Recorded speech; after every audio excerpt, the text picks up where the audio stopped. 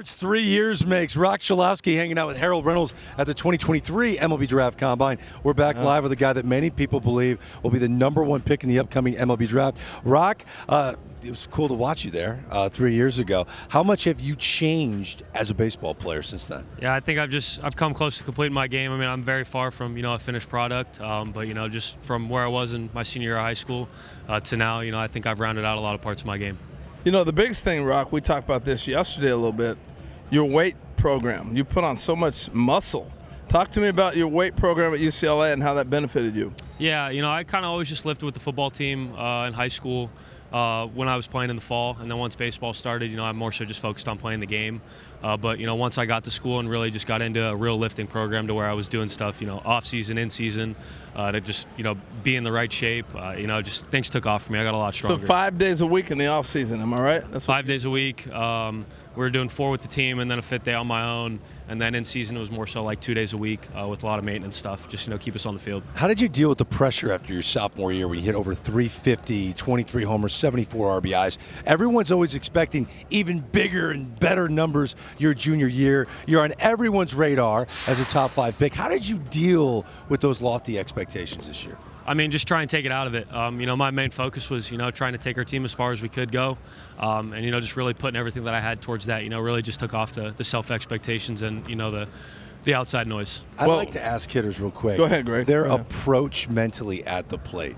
Do you have a mental routine? What is Roch Cholowsky's mental routine at the plate? Yeah, I mean, I work off the breath, really. I try and relax myself as much as possible going into the box.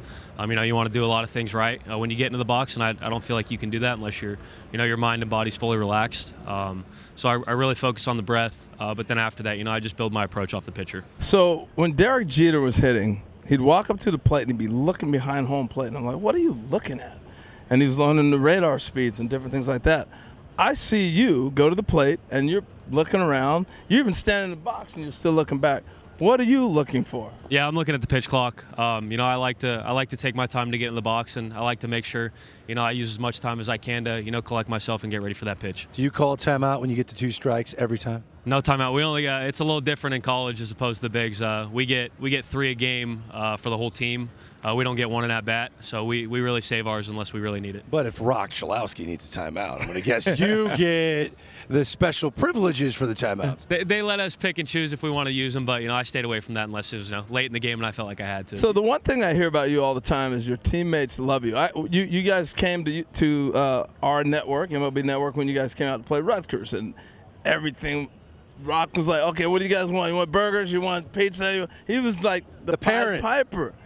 When did that happen? When did you galvanize the team, and when did you become that leader without putting a C on? I would say my sophomore year. After I had a frustrating freshman year.